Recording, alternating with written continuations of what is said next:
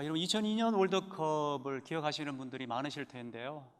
우리 국민적인 그 자신감이 회복이 되고 또 그때의 환희와 또 기쁨들을 생각하면 굉장히 우리 국민들에게 행복한 시간들을 선물해 준 그런 대회가 아니었나라는 생각을 합니다. 그때 여러분 붉은 전사 선수들을 다 기억하시겠지만 그 중에서 가장 기억에 남는 사람, 또 가장 중요한 인물이 있다라면 그 당시에 감독이었던 히딩크 감독이 아니었나라는 생각을 합니다. 그 당시만 해도 국민적 영웅으로 또 굉장히 칭송을 받고 그래 했는데요. 그럼에도 불구하고 여러분 그 월드컵이 있기 전 이제 그 히딩크 감독이 우리 대한민국 국가대표를 이제 맡게 된 그 전에 해 2001년도에 굉장히 어려운 시간들을 보내었죠. 왜냐하면 그 큰 대회에 나갈 때마다 한국이 5대 0으로 이렇게 지는 그런 일들이 있었습니다. 프랑스하고도 그랬고 또 체코하고도 했는데 5대 0으로 아주 크게 지는 그런 일들이 많아서 그 분의 한국 이름이 5대 0 감독이다. 그렇게 이제 비아냥거릴 정도로 그런 일들이 있었습니다.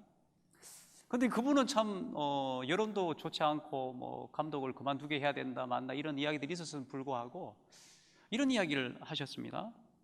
지금은 체력 훈련을 할 시기이다. 모든 것은 월드컵 6월 달에 맞추어져 있다.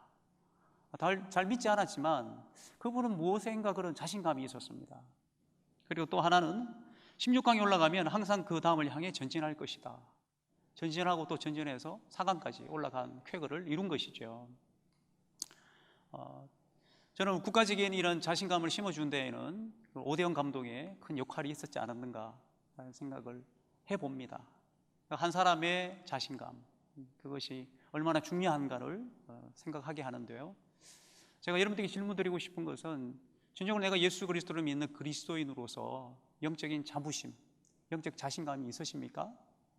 그런 자신감이 있으셔야 우리는 하나님 일을 할 수 있고 또 하나님께서 함께 하심으로 주님의 그 일들을 우리가 할 수 있음을 믿습니다.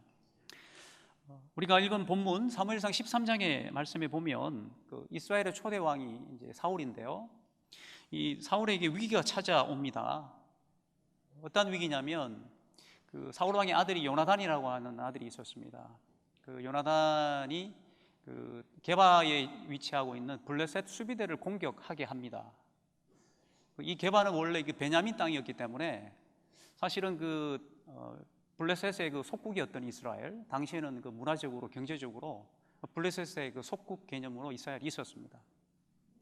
왕이 된 사울은 어떤 면에서는 이제 영토를 회복하고 또 왕국의 어떤 위상을 새롭게 하기 위해서 이제 자기 땅에 들어와 있는 그 블레셋 수비대를 쫓아내고자 하는 그런 의도를 가지고 시도를 했던 것 같습니다.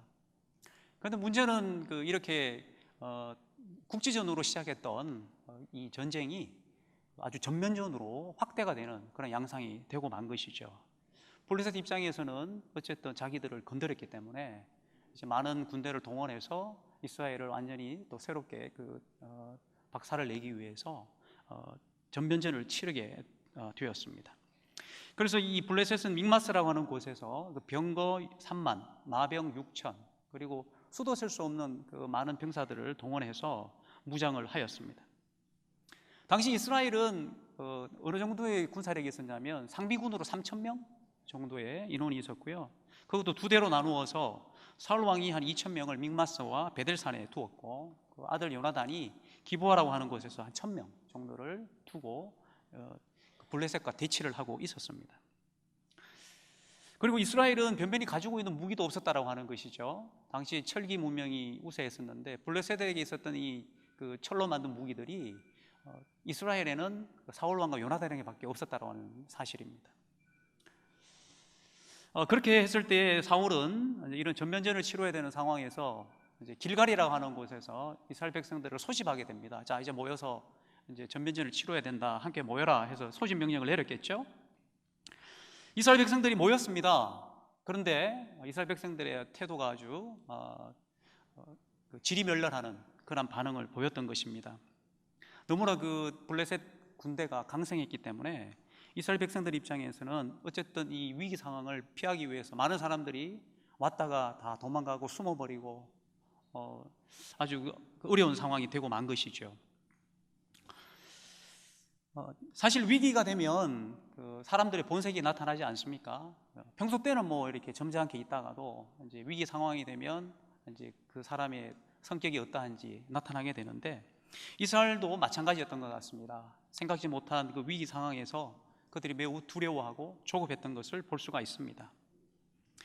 근데 여러분, 우리가 그 사무엘상 13장의 말씀을 또 읽고 있지만 전에 사무엘상 11장의 말씀을 읽어보면 암몬 전쟁이 나오는데요. 이 암몬 전쟁과 지금 블레셋과의 전쟁은 굉장히 다른 모습을 보여주고 있다고 하는 것을 볼 수 있습니다. 당시 이 암몬 전쟁을 앞두고 사울 왕을 중심으로 백성들이 한 사람이 된 듯하고 모두가 똘똘 뭉쳐서 암몬인들과 싸워서 승리를 했거든요. 그 당시에 그 이스라엘 사람들이 한 30만 명 넘게 모여가지고 그들이 전쟁을 해서 승리를 했습니다. 근데 지금 사무엘상 13장에 보면 좀 아이러니하게도 지금 백성들이 굉장히 지리멸렬해 있고 다들 숨어 있고 피할 만하면 다 숨어 있고 도망가고 하는 이런 상황들을 이렇게 보면서 왜 이럴까라는 질문을 하게 되는 것이죠. 그 이유를 우리는 그 사무엘상 11장 6절과 7절에서 우리가 살펴볼 수 있습니다. 여러분 본문 펼쳐놓고 계실 테인데 11장으로 앞으로 좀 가보시겠습니다. 사무엘상 11장 6절.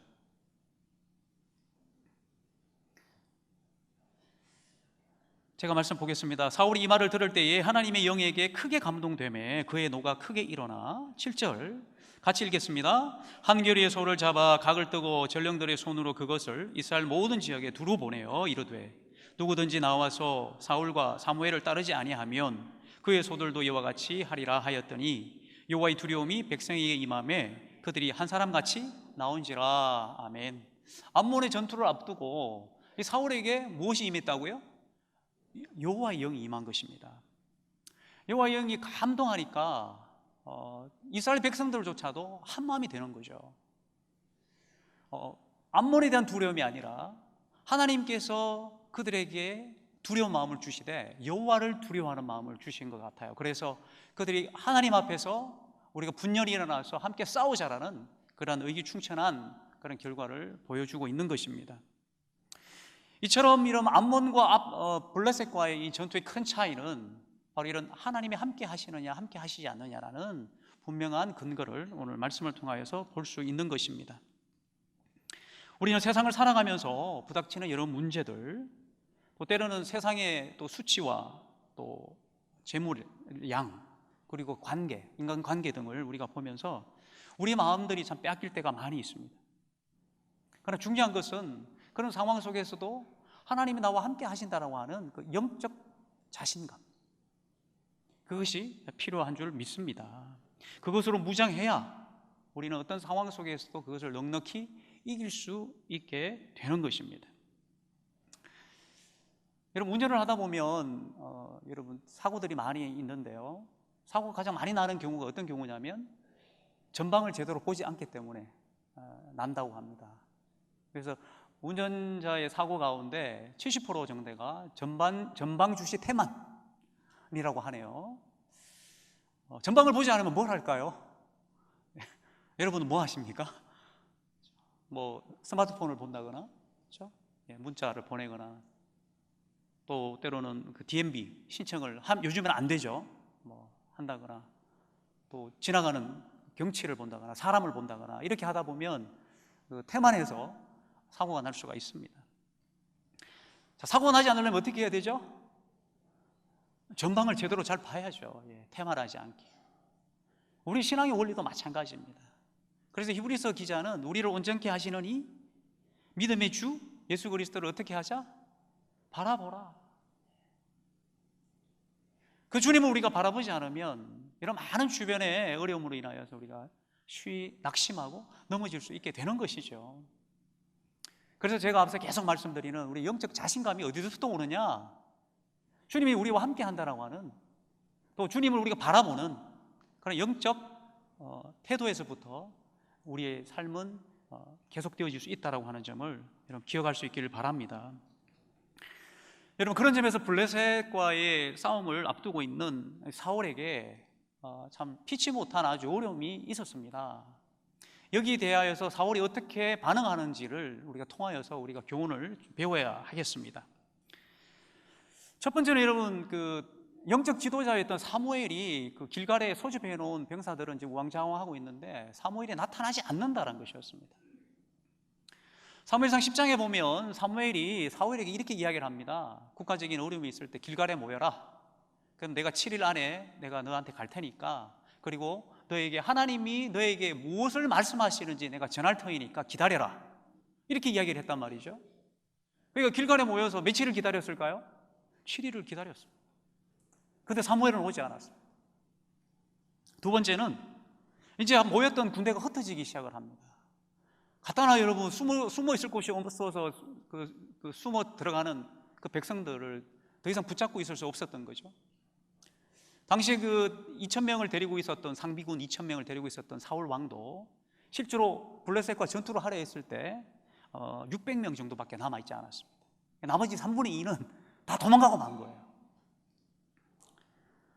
또 결정적으로 위협은 뭐냐면 믹마스라고 하는 곳에 블레셋인들이 이렇게 도열해 있다가 이제 3대로 나누어 가지고 이스라엘을 포위하기 시작을 한 거예요. 이제 소위 이제 부대가 이동을 하게 되는 거죠.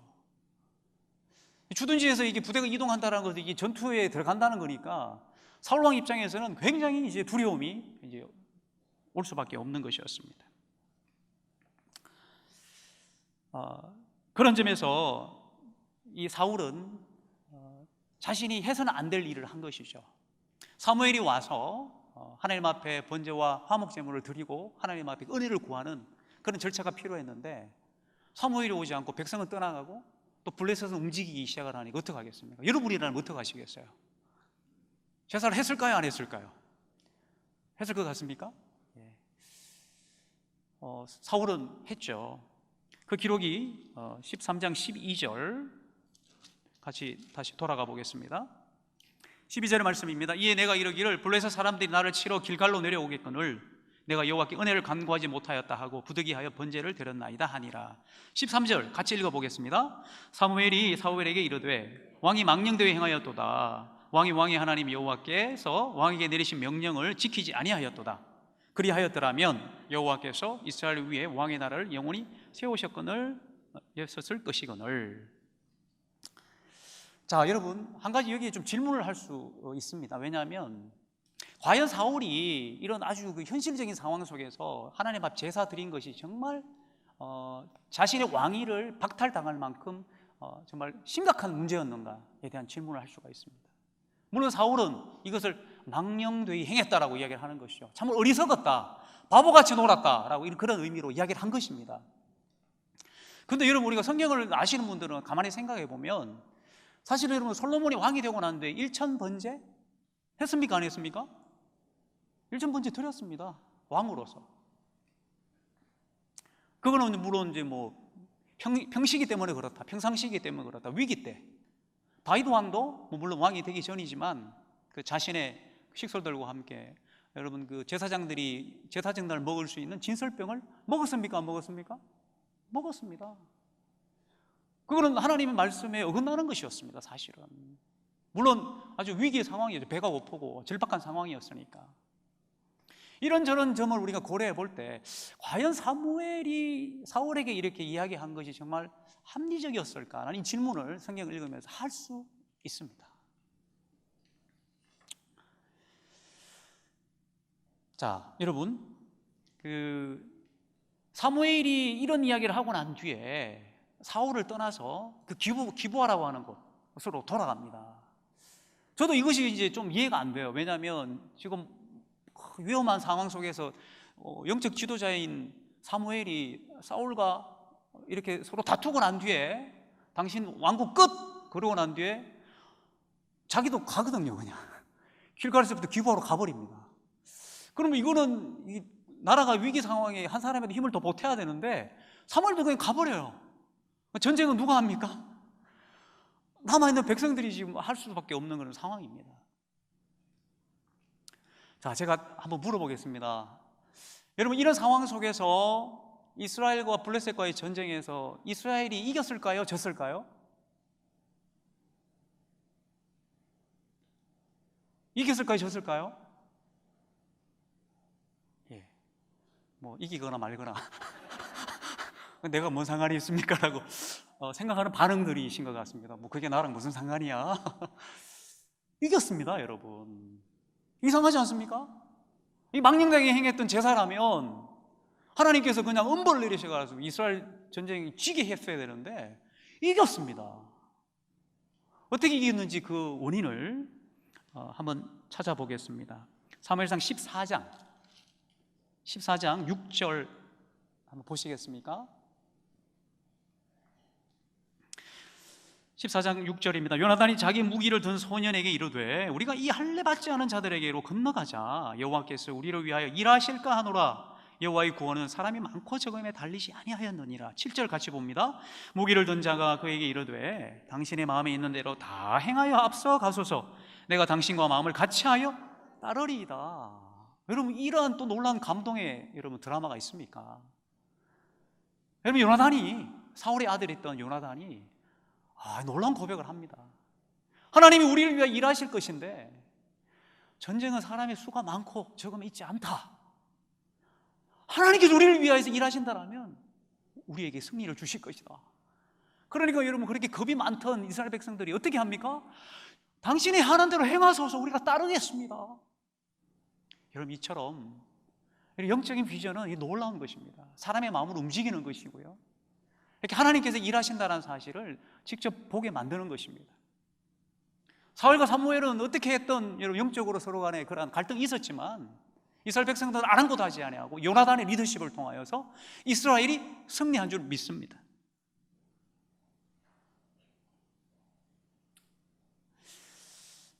여러분, 사실은 우리는 사울이 하나님 앞에 이 제사를 드린 것이 어떤 의미가 있을까를 다시 한번 생각해 볼 수 있어야 됩니다. 이것은 전쟁의 승리하고 관련이 있습니까? 없습니까? 상관이 없습니다, 지금. 왜냐하면 그렇게 하고도 하나님께서 이스라엘에게 승리를 주셨기 때문입니다. 사무엘이 하지 않았지만 또 그것을 망령되이 행하였다라고 사무엘이 이야기를 했지만 거기에는 다른 의미가 있는 것을 우리가 볼 수 있습니다. 다시 말하면 사울의 제사는 제사를 통하여 자신의 위기상황을 모면하려 했다라고 하는 것입니다. 그러니까 하나님 앞에 온전한 제사를 올려드렸다기보다는 주변에 이런 많은 그 두려움의 상황들을 보면서 자신은 심히 염려한 거예요. 야, 이러다가 내가 왕인데 이게 지게 생겼네. 사무엘도 안 도와주고 백성들도 안 도와주고, 그러니 제사를 통해서라도 어떻게 한번 해보자. 하나님께 드려야 할 이 제사를 자신이 그 정치적인 위기를 극복하기 위한 수단으로 사용했다라고 하는 것이 사울이 저질렀던 실수였습니다. 여러분, 우리가 하나님 앞에 드려져야 할 예배, 하나님께 드려야 할 여러 가지 많은 종교 의식들을 나의 실수와 나의 부족함을 채우기 위하여 그것을 하나의 도구로 사용하여서 하나님을 때로는 거래하고자 하는 그런 일들은 없는지, 그것이 바로 사울이 저지른 가장 중요한 실수였다라는 것입니다. 여러분, 이것은 가정이지만 사울이 만일 이 사무엘이 해야 될 이 제사를 하지 않고 요나단처럼, 야, 하나님이 우리를 위해서 일하신다, 하나님의 구원은 사람의 숫자에 많고 적음이 아니다, 나를 따르라 해서 나갔다라면 이겼을까요? 졌을까요? 이겼겠죠. 왜냐하면 요나단을 통해서 하나님께서 이기게 하셨던 것처럼 사울이 그런 믿음을 가지고 나갔다라면 하나님께서 승리를 주셨을 것입니다. 여러분, 단순히 이런 제사를 통하여서 하나님과 거래하고자 하는 그 잘못된 생각, 자신이 지면 어떻게 하나, 실패하면 어떻게 할까, 나의 체면은 어떻게 되나, 내가 왕으로서 체면이 아닌데라는 생각, 이런 것들을 모면하기 위해서 사울이 해야 할 그 제사를 사울이 대신하여 했기 때문에 그것을 망령되더라고 사무엘은 지적한 것입니다. 위기 가운데 우리의 태도는 어떠합니까? 실패가 두려워 하나님을 떠난 종교 행위에 우리 인생을 걸지는 않습니까? 우리의 예배가 인생의 승리를 가져온다라고 여러분 혹시 믿고 계십니까? 그럴 수도 있고 그렇지 않을 수도 있습니다. 예배는 예배인 것입니다. 예배를 통하여서 하나님께 복을 구하거나 또 때로는 내가 교회 봉사를 통하여서 하나님께서 조금은 나를 이해해 주시고 나를 귀엽게 봐주시고 나에게 복을 주시면 참 좋겠다는 그런 여러분 자그마한 생각을 갖고 있지는 않은가요? 그런 모든 생각들이 사실은 여러분 우리의 공로를 드러내기 위함입니다. 예배이든 우리 교회 봉사이든 우리가 무슨 교회 안에 섬김을 하든 여러분 이것은 우리가 하나님께 순수하게 올려드리는 것이 아니라 그것이 하나님과의 거래라면 그것을 하나님께서 기뻐하지 않으시는 것입니다. 위기 가운데 있을 때 우리 신앙의 모습을 통하여 요나단처럼 하나님이 나와 함께 계심을 확신하는 자리에 나가실 수 있기를 바랍니다. 더불어 우리가 하나님 앞에 드려지는 예배는 예배로서 정말 나를 구원해 주신 그 하나님께 전적으로 우리의 감사와 영광을 올려드릴 수 있는 하나님과 거래가 아닌 정말 우리의 마음을 다하여서 주님 앞에 올려드릴 수 있는 예배가 될 수 있기를 간절히 원합니다. 여러분 우리는 사울처럼 종교적인 행위로 자신의 욕망을 추구하는 어리석음에 빠지게 되면 인격적인 하나님이 그곳에 있을 수가 없습니다. 종교적인 행위야말로 하나님이 없는 종교적인 단순한 행위야말로 하나님을 속이는 것입니다. 여러분 스스로 오늘 내가 하나님 앞에 어떠한 예배로 하나님 앞에 어떻게 지금 예배자로 내가 있는지 한번 돌아보십시오. 나의 예배를 정말 하나님께서 기쁘게 받으시고 있는지에 대하여서 우리 찬양대의 찬양을 또 우리의 예배를 진정으로 하나님께서 기쁘시게 여기고 있는지에 대하여서 여러분 우리는 사울의 경우를 통하여 돌아볼 수 있어야 합니다. 우리의 마음이 하나님 외에 다른 것에 빼앗겨 있다거나 다른 것에 내 마음이 가 있다라면 그것은 종교적인 것입니다. 그것은 하나님이 기뻐하시는 예배일 수 없는 것입니다. 오늘 내가 이 자리에 앉아 있지만 그것은 예배가 아닌 것일 수도 있습니다.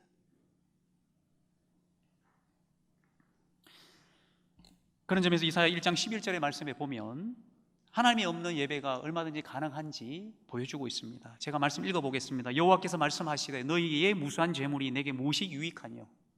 나는 순양의 번제와 살찐 짐승의 기름에 배불렀고 나는 수송아지나 어린 양이나 순염소의 피를 기뻐하지 아니하노라. 이렇게 말씀하셨습니다. 이스라엘의 모든 제사 행위가 하나님을 기쁘시게 하지 아니하였노라 그 말씀하고 있는 것입니다. 놀라운 사실은 사울이 이제는 이러한 하나님 앞에 변명과 자신의 그 종교 즉 제사를 통하여서 하나님과 거래하고자 했던 이러한 태도로 인하여서 그의 왕권은 더 이상 지속될 수 없었습니다.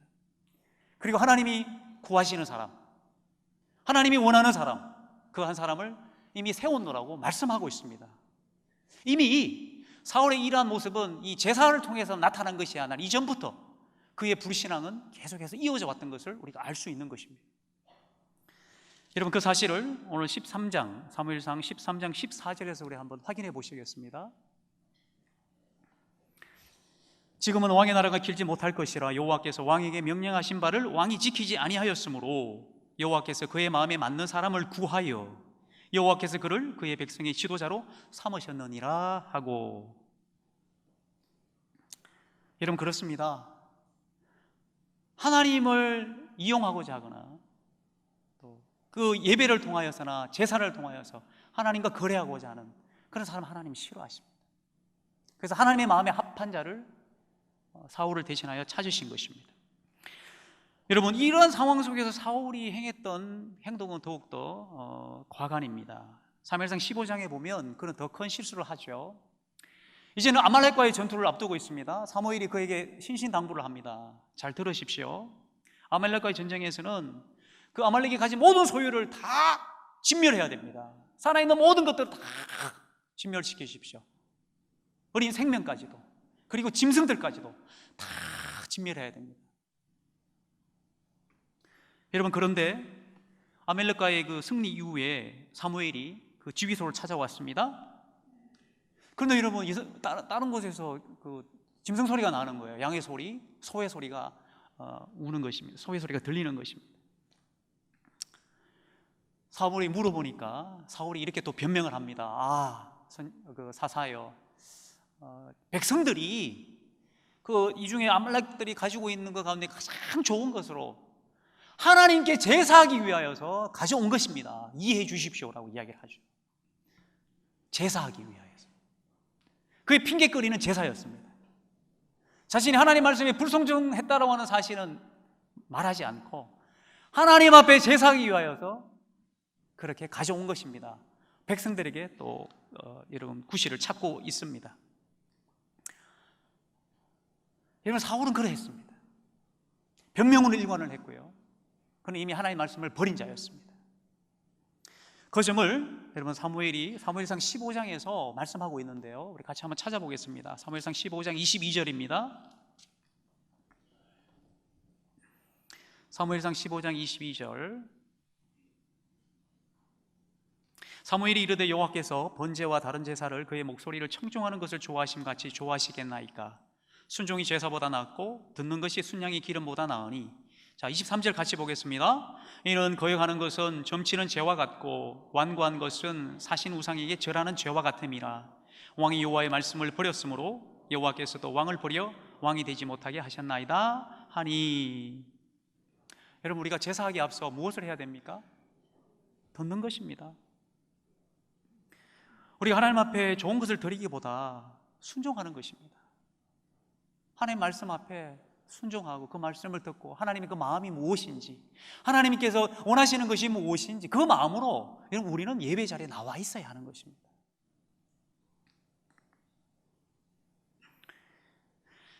여러분, 우리가 하나님 말씀을 듣지 아니할 때 그것은 마치 점을 치는 것과 같은, 그리고 사신 우상에게 절하는 것과 같다라는 것입니다. 이것은 내가 말씀을 단순히 듣지 않는 것이 그냥 하나님 앞에 불순종하는 정도가 아니라 하나님을 반역하고 하나님을 거절하는 거라는 것이죠. 굉장히 심각한 수준을 이야기하고 있는 것입니다. 우리가 하나님 앞에 예배함에 앞서 정말 하나님 앞에 그 음성을 듣고자 하는 마음으로 하나님이 내게 무슨 말씀을 하시는가에 대하여서 간절한 마음으로 우리는 이 자리에 있어야 할 줄 믿습니다. 하나님 마음에 합한 자는 어떠한 자일까요? 자, 하나님의 마음에 합한 자는 누구를 이야기할까요? 누굴까요, 여러분? 사울 다음에 왕이 된 이가 누구죠? 다윗이죠. 하나님의 마음에 합한 자는 다윗을 이야기하는 것입니다. 마지막으로 우리는 다윗에 대해서 살펴보고자 합니다. 다윗, 그는 하나님 마음에 합한 자였습니다. 하나님이 구하시는 자였습니다. 사람이 구하는 이가 아니라 하나님이 구하는 자였습니다. 하나님이 찾으시는 자였습니다. 그렇다고 여러분, 다윗이 사울보다 위대할까요? 다윗이 사울보다 깨끗한 사람일까요? 여러분, 더하면 덜했지 덜한 사람은 아니었습니다. 그렇죠? 다윗은 참으로 지저분한 사람이었습니다. 왜냐하면 자신을 충성스럽게 따랐던 그 신하 우리아의 아내를 범하였잖아요.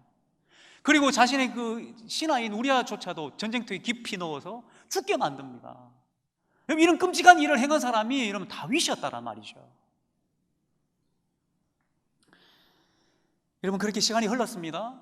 모든 것이 완전 범죄가 될 것으로 여겼던 다윗이었겠지만 9개월이 지난 이후에 하나님께서 나단 선지자를 통해서 만지시기 시작합니다. 여러분, 사실 우리가 이게 보통 사람들과 대화할 때 잘 하지 않는 대화들이 있잖아요. 뭐 정치적인 이야기, 뭐 종교적인 이야기, 또 하나는 사생활 이야기 잘 하지 않습니다. 그런데 오늘 하나님께서는 이 다윗의 사생활을 만지시기 시작하셨습니다. 9개월 동안 별탈 없이 지낸 듯한 이 다윗에게 나단 선지자를 하나님께 보내셔서 그의 죄악을 드러내기 시작합니다. 다윗의 반응은 어떠했을까요? 여러분, 다윗은 그 이야기를 듣고 난 뒤에 철저하게 하나님 앞에 회개하는 자리에 나가게 됩니다. 내가 주께 범죄하였습니다. 내가 주께 범죄하였습니다. 그 이야기를 들은 그 순간 지체하지 않고 하나님 앞에 회개를 하게 되었습니다. 여러분, 다윗은 사울처럼 변명하지 않았습니다. 오래 나단 선지자를 윽박지르고 자신의 권력으로 자신의 죄를 치부하지 않았습니다. 왜 그랬을까요? 왜 하나님 앞에 바로 그 자리에서 그렇게 통회하며 자복했을까요? 여러분, 그 사실은 시편 51편에서 우리가 찾아볼 수 있습니다. 여러분, 시편 51편 우리 마지막으로 한번 찾아가서 보시겠습니다.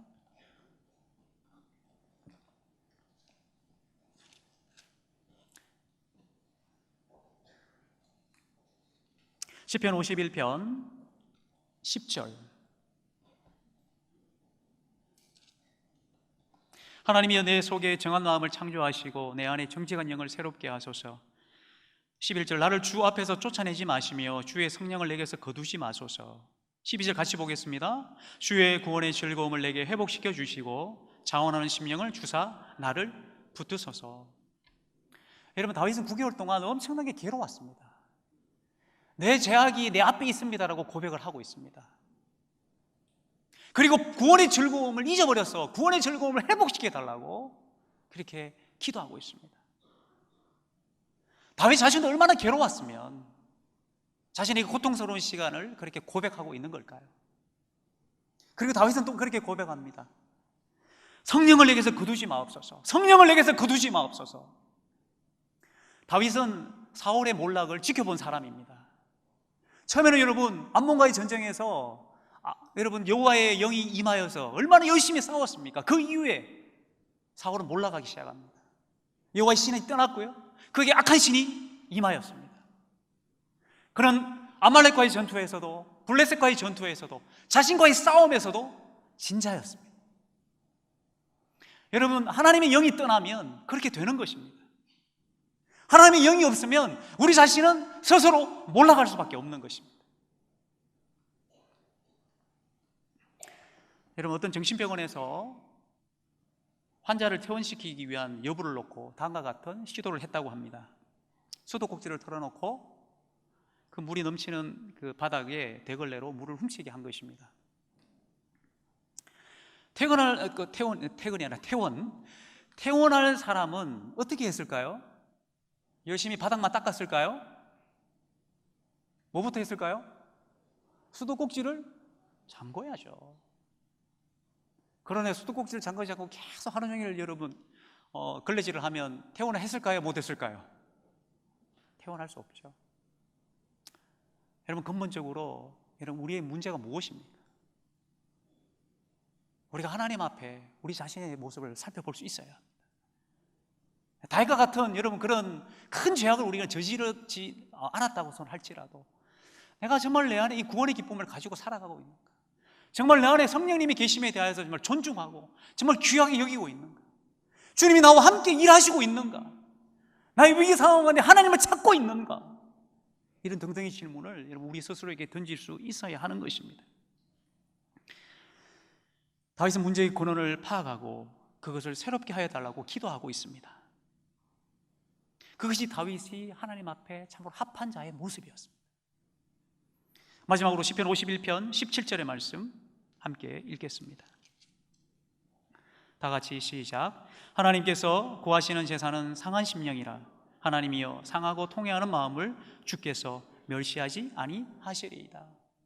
여러분, 하나님이 우리를 참으로 사랑하시고 우리에게 상한 심령, 통회하는 심령을 원하십니다. 그것이 내게는 참으로 가슴 아프고 힘든 일이긴 하지만 우리 하나님은 오히려 멸시하지 않고 그것을 받아주십니다. 오히려 끊임없이 사울처럼 변명하거나 자신의 종교적인 행위를 통하여 하나님과 거래하려고 하면 하나님은 그 사람을 내치시는 것입니다. 진정으로 하나님의 마음이 합한 자, 하나님이 원하시는 자는 누구일까요? 어떠한 마음을 가진 자일까요? 그것은 다윗처럼 하나님 앞에 제사하는 것보다 더 중요한 것, 상한 마음. 나는 참으로 연약한 자입니다. 주님은 나를 구원하실 수 있습니다. 나는 연약하기에 내가 주님 앞에 회개하고 그러한 마음으로 주님 앞에 나아가는 자, 그러한 자를 우리 하나님은 멸시하지 않으신다라는 것입니다. 사랑하는 성도 여러분, 하나님이 나와 함께 하신다라는 이 영적 자신감은 어디로부터 오는 것일까요? 그것은 여러분 통회하며 상한 마음을 가진 자에게로부터 나오는 것이라고 생각합니다. 오늘 우리가 주님 앞에 예배 드릴 때도 그런 마음을 가질 수 있기를 간절히 바랍니다. 그냥 무덤덤한 마음으로 신앙생활 하는 것이 별로 즐겁지도 않고 재미도 없고 뜨겁지도 않고 한다라면 우리 자신을 돌아보십시오. 내가 정말 나 자신을 하나님 앞에 상한 마음 가지고 통회하는 마음 가지고 정말 내가 잠궈야 될 수도꼭지를 잠그고 내가 주님 앞에 예배하고 있는가? 우리 자신의 모습을 돌아볼 수 있는 시간이 될 수 있기를 간절히 소원합니다. 사랑하는 성도 여러분, 말씀을 정리합니다. 우리 예배가 종교적인 형식이 되거나 종교적인 복을 구하는 자리가 아니길 바랍니다. 오늘의 예배를 통하여서 우리는 하나님 앞에 상하고 통회하는 마음을 가지실 수 있기를 바랍니다. 그리고 성령으로 깨끗한 마음이 회복되어질 수 있기를 바랍니다. 나가서 날마다 주님과 새로운 마음으로 살아가시기를 소원합니다. 그 사람이 바로 하나님의 마음에 합한 사람. 오늘 저와 여러분이 그러한 모습을 한 주간 승리할 수 있기를 주의 이름으로 축복합니다.